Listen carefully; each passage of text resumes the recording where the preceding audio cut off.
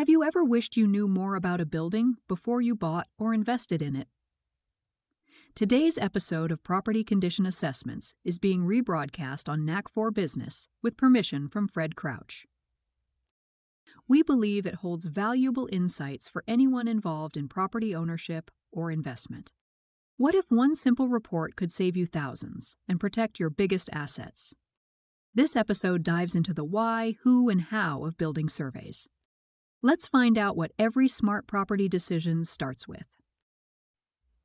Welcome to the Property Wizard. If you are brand new to the real estate investment world or have limited experience, you've come to the right place.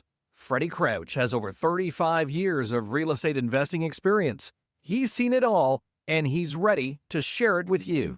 This podcast takes an inside look at investing in real estate, what to look for, and most of all, how to move forward. Please welcome the Property Wizard, Freddie. Welcome back, listeners. A big thank you to the team at Carl Speaks, headed up by no other than Mr. Podcast himself, Carl Richards. We would especially like to acknowledge and thank our producer, Kieran Doherty. Without him, we just wouldn't sound as good as we like to think we do. And supporting this awesome duo are Nathan Simon, who created the original sound score, and Caroline Nicolai, who every episode supplies us with new cover artwork. Thank you, everyone, for a wonderful effort. Apologies, listeners. We haven't had a new podcast for a little longer than we like right now, but we've been hard at work at the new Gentry Learning program. And Bernie and I are going to have a podcast specifically dealing with that issue about the courses being offered by Gentry Learning very, very shortly. So, Bernie, a recap from the previous podcast when we talked to Michael Lewicki about the world of condominiums. What did you think of that one? I found it fascinating because the operations that run a condo are made up of people that live in the condo, but may not have the expertise of a typical property management organization. And at the end of the day, it sounds like they need to have their subject matter experts available to counsel them on different processes. That's legal ramifications. Yeah, for sure. And Mike most certainly is your subject matter expert. Boy, oh boy, I think if we would have let him go, he could have spoken nonstop about condominiums for the next 8 hours. Just an incredible wealth of knowledge. He was particularly a good guest. Wonderful. Great. So, anything in the mailbag today, Bernie? Well, Fred, yes. Actually, Josh in St. Petersburg, he's in Florida, wrote that he just bought a small commercial building with 4 stores, and he's a little overwhelmed by the amount of work he stepped into. 2 of the 4 stores are vacant, and he's wondering how far he can take the repairs and renovations to these vacant units before putting the units back onto the market for lease. Thank you, Josh, for your question. Always nice to hear from our listeners in St. Petersburg. Congratulations on your recent investment. There are 2 points I would like to address. The first is that most commercial tenants will expect to have to do their own leasehold improvements to fit their specific needs. Very often, to offset the monies the tenant will pay towards their improvements, the landlord, meaning you, Josh, will provide the tenant with a certain amount of months of free basic rent. What you should be doing is taking the leasable space back to the dividing walls. So if you're doing anything more than what I've just described, you should stop now. Instead, spend your available funds on a promotion campaign to get your units rented. The second point is that prior to purchasing any investment property, you should have a game plan in place to minimize cash flow disruptions by getting the space leased in the shortest period of time. And I can't emphasize that enough. It's very, very important. And we talk about this, Bernie, in, I don't know, just about every other episode we do. It's important to have your team. You should have a leasing agent. Can be a realtor, can be a management company. You should have someone who's maybe a little more experienced when it comes to doing the renovation or leasehold improvements. And as I emphasized before, when you're dealing with commercial space, it's fine to have the mechanical systems in place. It's fine to have an HVAC unit in place. It's fine to have electrical brought to the unit, but each and every tenant is not the same.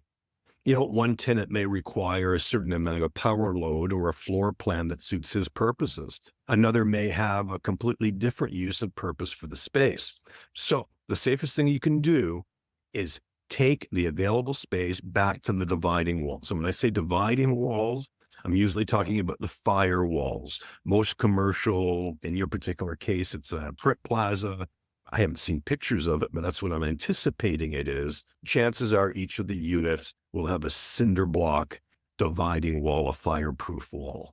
So I hope that helps. If you need anything else, give us a shout. Thanks for the question, Josh. Our second question is from Jean from Montreal, Quebec, and he writes, he has an opportunity to buy a hunting camp owned by in northwestern Quebec. From what he has explained to him, that he has an exclusive license to hunt and fish on these lands for the next 14 years. Is this something I should be interested in investing in? Well, interesting question. And I came across just this type of scenario last spring. So thank you for your question, Joe. The short answer, not unless there is a considerable upside brought about by income through guiding, licensing, or the rental of cabins on the property.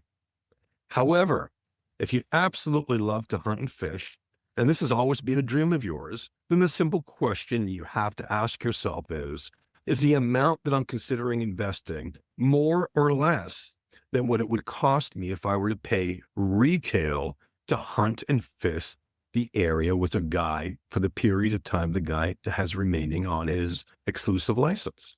So at the end of the day, this is the point that I'm trying to make.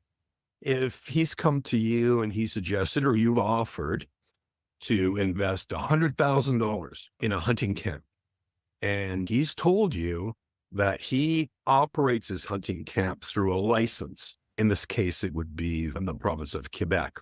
What you have to determine is, let's say there's 10 years left in the license. Can you garner $10,000 a year worth of benefit from your investment in this hunting camp? Because otherwise you're much better off if you went hunting or fishing 2, 3, 4 times a year and it cost $1,000, $2,500 each time, then it takes care of itself. It equals out. If you went 4 times a year and to go on a hunting trip that was going to cost you $2,500 per trip, then that's your $10,000. Can you garner $10,000 a year in benefit?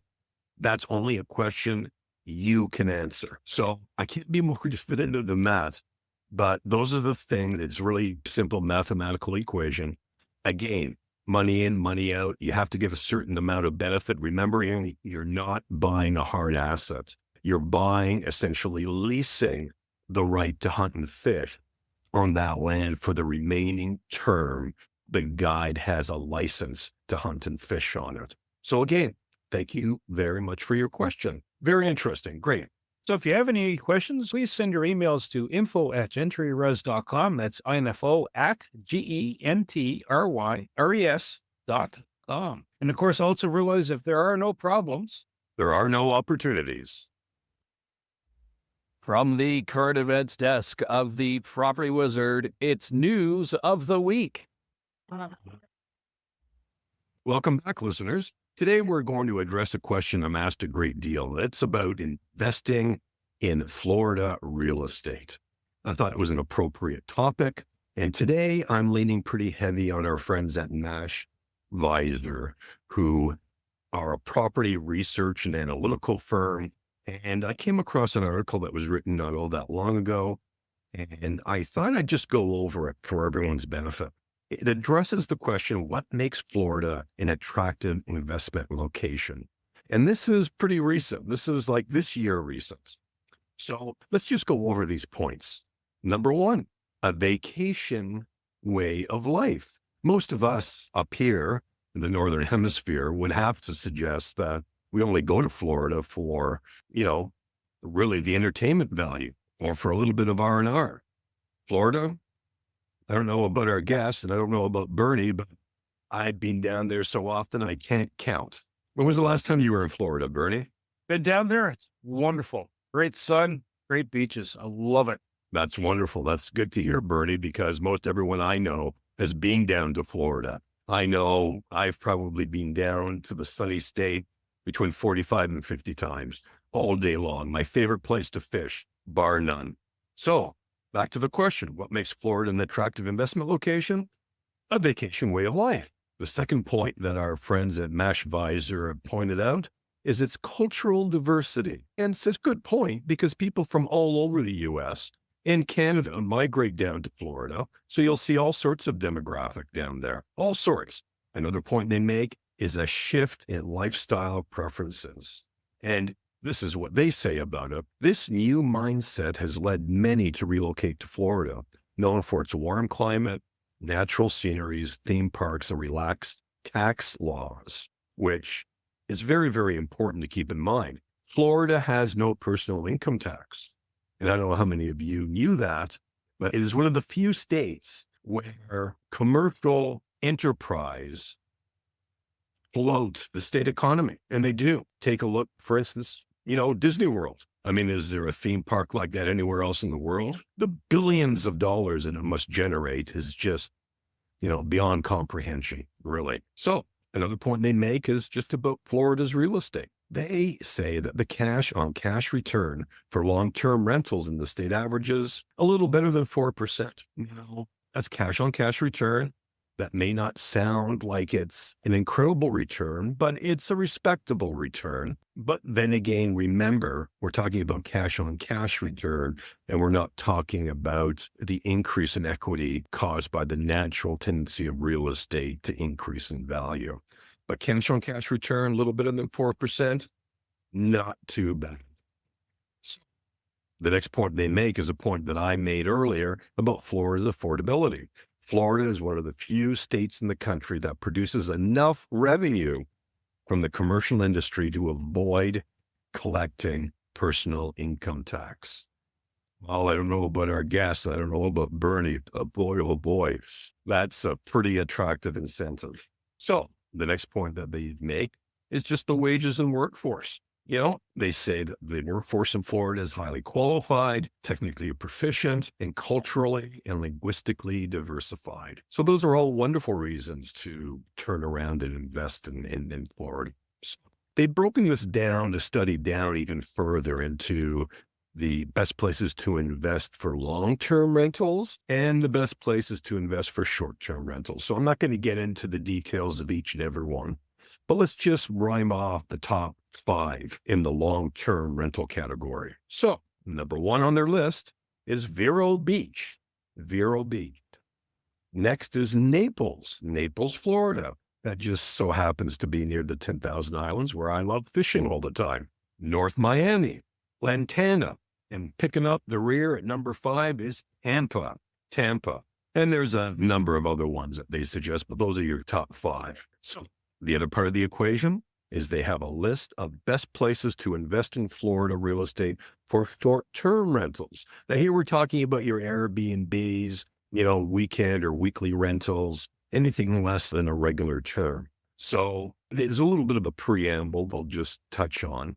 The folks at MashAdvisors say Florida remains a popular vacation destination for Americans and foreigners alike. The state continues to draw vacationists like a magnet because of its tropical climate, scenic spots, and tourist attractions. And that's true. Although the tourism industry in Florida went to a halt in 2020, all because of our friend COVID, it rebounded these past 2 years, attracting a total of over 97 million visitors from January to September. That's the first 9 months of 2022. So let's get on to the best places to invest for short-term rentals. Number 1 on MashAdvisors list is Brandon. Number 2, Inverness. Number 3, Fort Pierce. Number 4, Palm Bay, which is the only one so far that I can point at exactly on a map. And number 5, Winter Haven. And again, there are another, half dozen or so best places to invest for short-term rentals. MashAdvisor finishes up the report by saying we expect that by the end of 2023, the days on market will have greatly grown. It will take significantly longer to sell a home than consumers have been accustomed to during the last 2 years. This is a fantastic opportunity for both buyers and sellers. If you've been waiting for a sign to take action, this is it. This is the time. Anyways, so that sums up my In the News segment. One other point I wanted to make about investing in U.S. real estate. I'm asked this very specific question, and I'm a little hesitant to delve into it until we have a U.S. tax expert on as a guest. But it's referencing Section 1031 of the Internal Revenue Code. And essentially what that does, being asked for clarification, I'm just going to pull this right out of an article that I was researching to try to address this specific question. Section 1031 of the Internal Revenue Code allows investors to sell one income-producing property and buy another while deferring 100% of any capital gains tax due. Now, what does it mean? That means you bought a property, you made a great deal of money on it, and rather than, in this case, Uncle Sam taking their share of that, they will allow you to defer that if you roll it over and buy another type of real estate. And the interesting thing about it, it doesn't have to be the same type of real estate. You can claim or benefit from this code very, very simply by, if you have an industrial or a commercial building, you sell it, you can flip that over into residential. It doesn't matter. But the point is that your gains from the sale of the previous property are not taxable if you roll them over and buy another property. So very, very interesting. I'm sorry I can't get into it anymore, but we'll have to wait until we actually have a bona fide tax expert on to deal with that specific question. So let's move on. Well, listeners, we have a real treat for you today. In our ongoing pursuit of excellence, we have tapped Cambion on the shoulder again to bring to us two very, very, I hope you find them very interesting speakers. And today we're going to talk about property condition assessments, or PCAs, or in some areas they're known as building surveys. Now, what are building surveys? What do they consist of? Well, these two are going to answer all your questions. So first, I'd like to introduce Matthew Fagan. He's a project coordinator dealing specifically with building science. Matthew Fagan is an experienced project coordinator within the building science discipline at Cambion, Inc. And we've had several guests from Cambion, and we have a few more scheduled. Mr. Fagan has over 7 years of working in the consulting and building science industry with a background in construction. Mr. Fagan is an experienced and trained thermographer. Matthew has a professional focus on building property condition assessments, reserve fund studies, detailed construction, and building envelope reviews.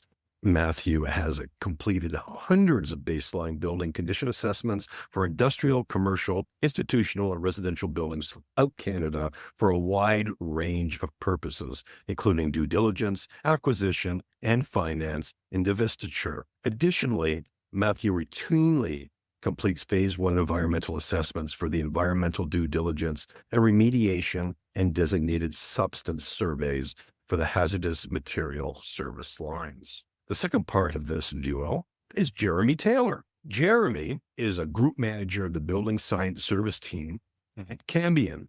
He has over 12 years experience in completing property condition assessments, PCAs, reserve fund studies, RFAs. Really appreciate the acronyms. You can never have too many acronyms in your life. And performance audits, PAs, across Canada. Jeremy is a civil engineer with a Bachelor of Applied Science from the University of Waterloo in 2007. The first 4 years of his career began in structural engineering, where he carried out analysis and design of new and existing buildings. Mr. Taylor has reviewed hundreds of buildings in his career, including commercial, multi-unit residential, industrial, institutional, recreational, and educational, as well as building sizes ranging from single-family homes to multi-building Class A commercial office properties. He has a strong understanding of major building systems and components, their failure mechanisms, and repair and replacement strategies and costs, including structural framing, building envelope and roofing, mechanical, plumbing, electrical, fire and life safety, vertical transportation, and fire and life safety systems. So vertical transportation, for those maybe not in the know, would normally be called elevators. In some parts of the world, lifts. Elevators. One of Jeremy's passions is making connections through teaching. Since working as a math tutor as a young adult, He enjoys helping clients understand the subject material to make informed decisions. He also mentors colleagues in technical subjects, nurturing professional development and career growth. Well, what a couple of bios. And believe you me, it's not everything they sent me. So, welcome to the show, Jeremy, Matthew. Thank you for having us. Pleasure, Brad. Thank you. Beautiful. Well, again, now this is a topic that kind of, and we're going to get into the questions, but a lot of people, when they first receive a request for a property condition assessment or building survey, they don't have any idea what they're being asked. So I don't want to dwell into the questions that we have yet, but it's a very, very interesting topic. And I'm sure we're going to learn a great deal. So let me start right off. Let's start by explaining to our listeners what the difference is between a building location survey and a building survey / property condition assessment, or PCA. Boys? Happy to address that. So a building location survey is typically completed by a registered land surveyor. So the purpose of this is to establish the legal boundaries of the property. So this is where they're going out with, a tripod and other instruments and preparing a set of drawings that show where the property boundaries lie. In Ontario, these are completed by an Ontario land surveyor. A building survey or a property condition assessment is similar to a residential home inspection, but typically done for larger buildings and commercial real estate assets. So the process is based on a visual review of the property, and the outcome is a report that describes the major building components, their present condition, and opinions of cost for repair and replacement over a set period of time.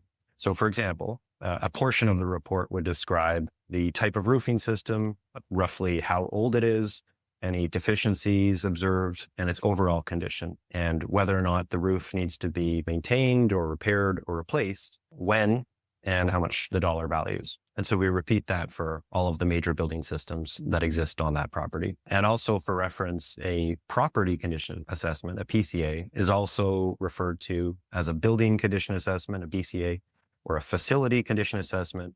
And there's various interchangeable terms that you might hear. Wonderful. Thank you very much for that explanation. Bernie?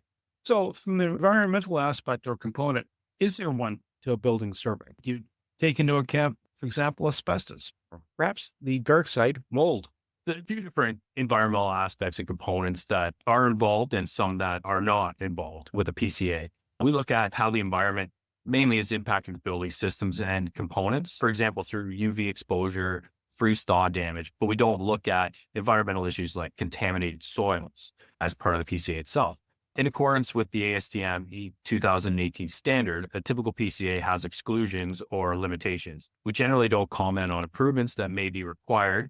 We don't carry out design calculations. We don't comment on soil type, subsurface conditions, and we don't assess or comment on environmental issues such as water quality, asbestos, hazardous materials, indoor air quality. That said, many consultants provide overlapping services. One such is a phase 1 environmental site assessment, which is often completed in conjunction with a PCA for commercial real estate transaction or financing. Banks and lending institutions typically have a dollar value that will trigger when a PCA or phase 1 needs to be completed. If major issues are noted in the phase 1, the assessment is often elevated to a phase 2, which is a more detailed scope of work. Another such study that I do complete on a regular basis is a hazardous material and designated substance surveys. This is a process of visually reviewing building systems and components for specific biological, chemical, radioactive hazards by collecting samples of these materials, testing it, and providing a report. In plain terms, this is where you would hear mold survey or asbestos survey. Wonderful. Thank you for that. So this kind of flows very nicely into the next question. If a building being surveyed has a doctor, dentist office or offices, are they scrutinized for environmental issues concerns, or is that outside the mandate of those conducting the building survey?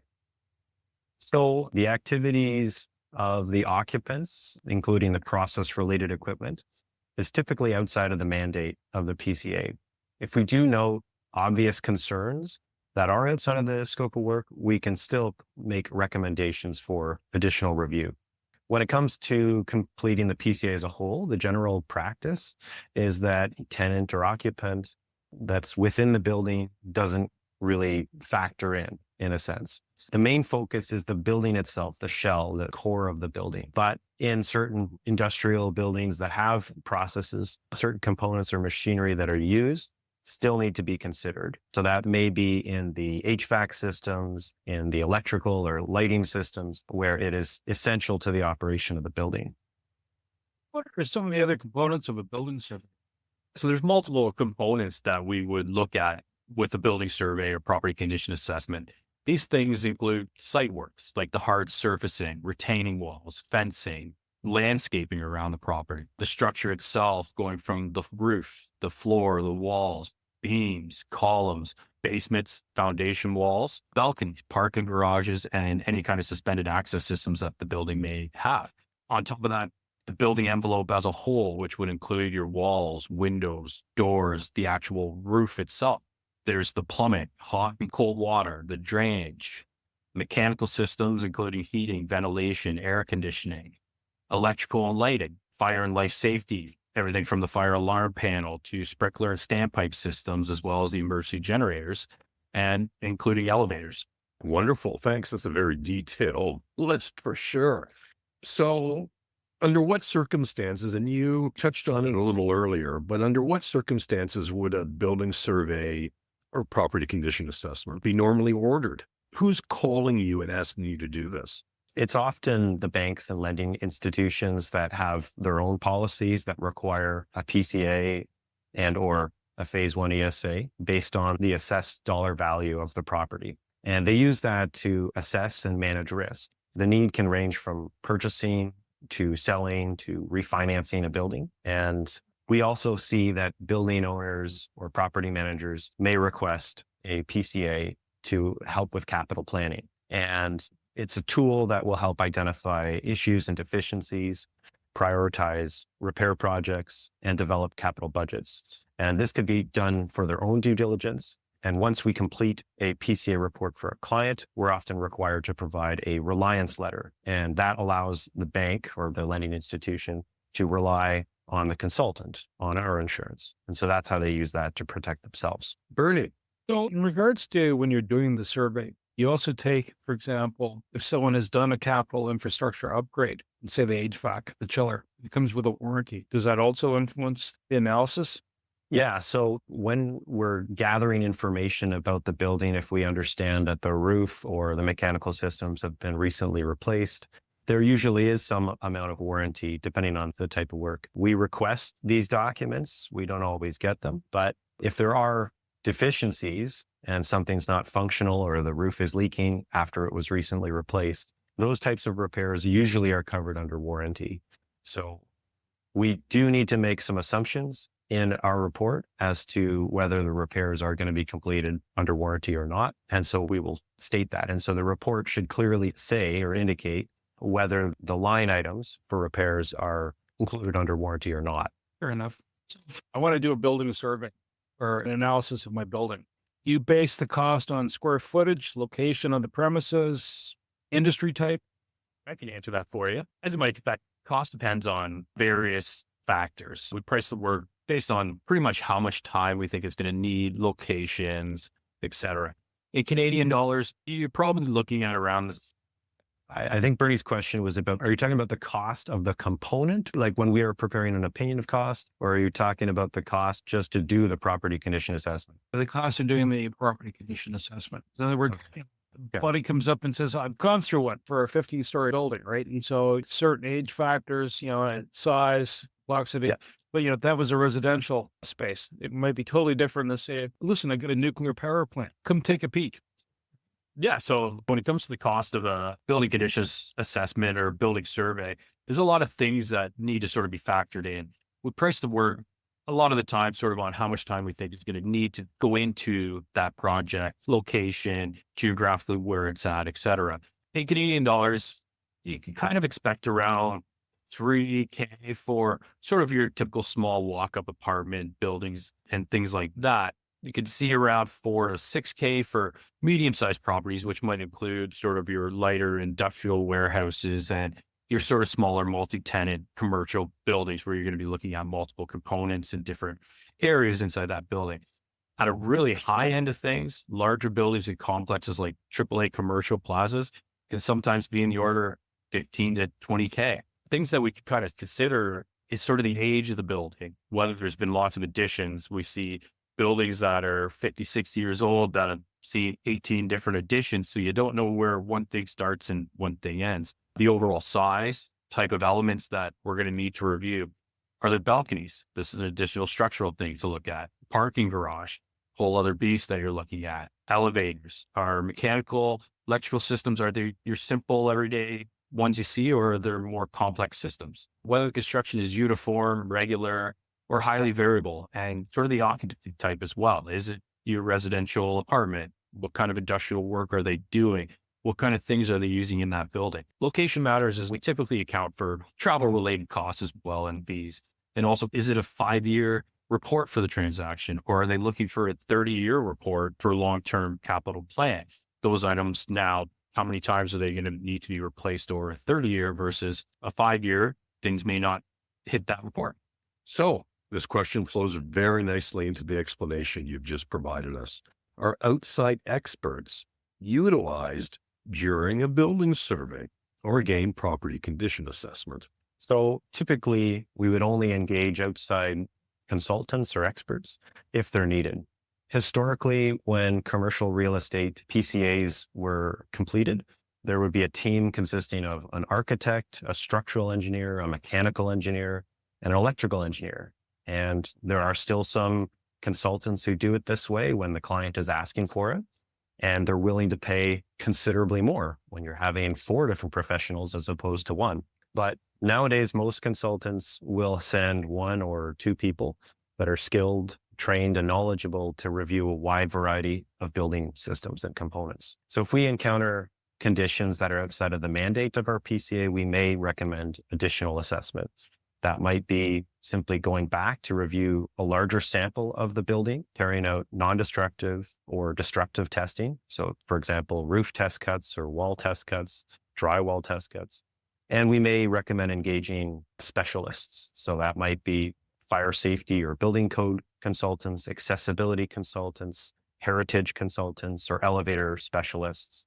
Elevator specialists is particularly important because in accordance with the technical standards, we cannot go into an elevator pit. We can't go into the shaft. We're not allowed to do that. So we base our review on the age of the system, the information gathered from the site representatives and the service contractors, but we're not able to physically see some of the major systems inside the shaft. Yeah, it's a very, very good point, because I remember very specifically not that long ago doing a building where everything was done except for the elevator shaft. And when I questioned it, they gave me the explanation you just did. And sure enough, the following day, there was, I guess, a provincially certified elevator inspection, conducted. I'm not sure of the qualifications you need to do that, but it was very thorough. They're measuring gaps to, efficiencies of like inches and half inches. And it was really quite an education. I watched them do it without going into the pit. Yeah, it's pretty comprehensive when they're doing a performance assessment. They're measuring times from the start and stop of the elevator movement, the starting and opening of doors, the closing times, all of the gaps around it. And there's all kinds of safety considerations for pinching and entrapment of not only the people who are using the elevators on a day-to-day basis, but the workers who work in and around and on top of the elevator. Great. Thank you for that explanation. So how long would a typical property condition assessment take to complete? So for smaller sized buildings, as Matt described, it may take one person a few hours, say 2 to 4 hours on site. Medium buildings may be closer to a full day, and larger buildings, we would usually have a team of people split it up so that we can still cover the building in a full day. In terms of getting the report, ideally, we'd like to have around 3 to 4 weeks, 20 business days from completing the site visit to issuing the report.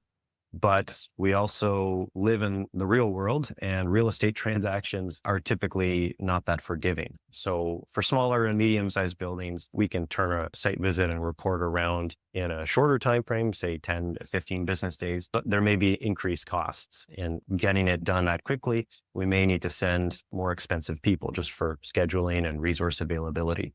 Thank you for that. Very, very important. Our last question for the two of you, and we touched on this a little earlier during the podcast, is there a difference between a building survey or property condition assessment and a reserve fund study, which you would normally use for a condominium? It sounds to me there's a lot of very, very similar components. Absolutely. There are definitely similarities, but they are also quite different things. So one of the main outcomes or deliverables of a PCA is a capital expenditure table. So this is a list of all of the projects that are expected to be completed over that time frame, whether that's 5 years or 10 years, the associated costs with doing that work, and what years or year they're expected to occur. A reserve fund study has all of that for a condo. In Ontario, the Ontario Condo Act requires that to be done for at least 30 years. So you have a large table full of all of these project costs, and then we carry out a financial analysis. And this is what really makes the reserve fund study unique. The financial analysis determines what the reserve fund contributions need to be, and that feeds into the total condo fees that the condominium owners pay. Wonderful. Thank you for that explanation. So there we go. Wonderful. Thank you, Jeremy, Matt, for being our guest today. I'm sure our listeners will have all sorts of questions for you. Be prepared. What's the best way for them to reach you? Well, if you're listeners from all across North America, probably email would be best. I can be reached at jeremy.taylor@cambium-inc.com. Myself, matt.fagan@cambium-inc.com. Wonderful. Thank you both. And if you take a look at our podcast notes, their contact info, their emails will be listed there. So thank you very much, listeners, for joining us.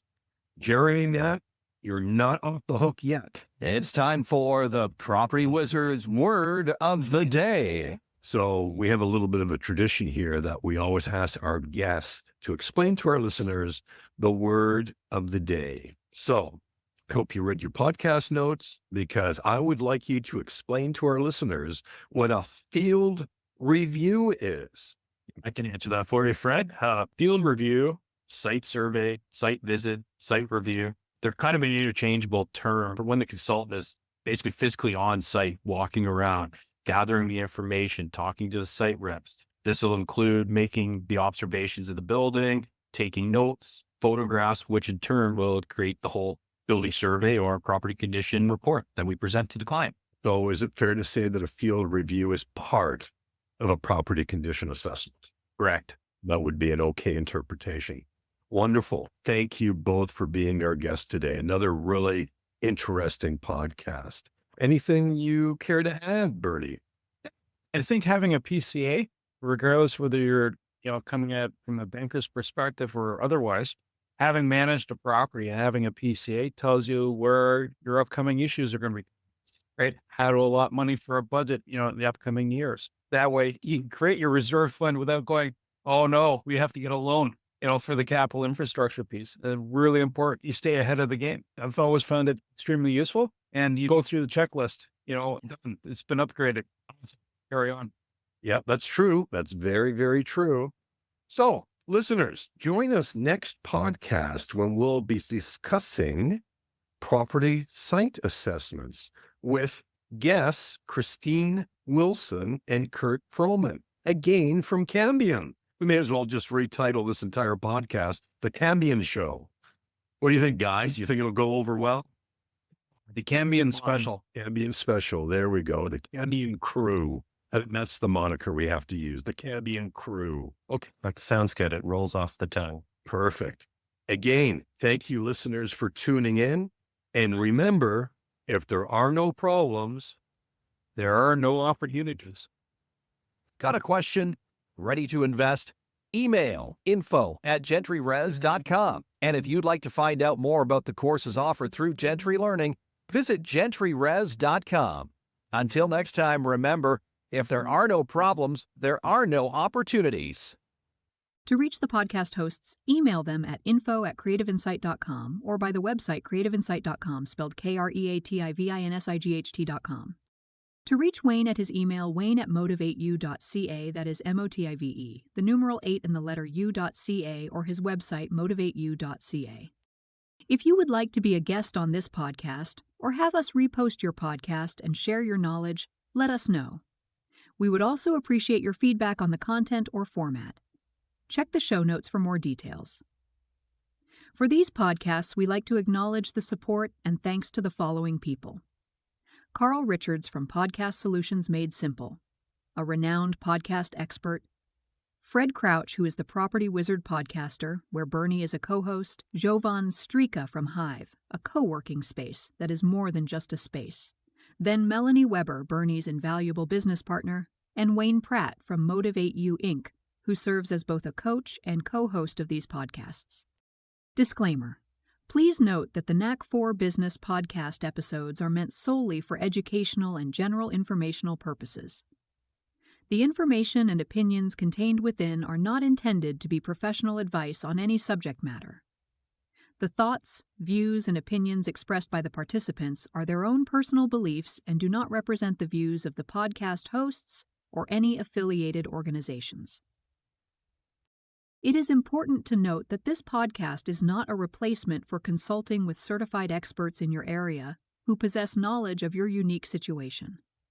The hosts of the podcast, along with any participants or affiliated groups, do not take responsibility for any actions taken or not taken based on the information presented in this episode. It is highly recommended that individuals seek guidance from their own personal advisors in fields such as accounting, law, or other pertinent areas prior to undertaking any actions or making decisions that may impact their financial, legal, or other aspects of life.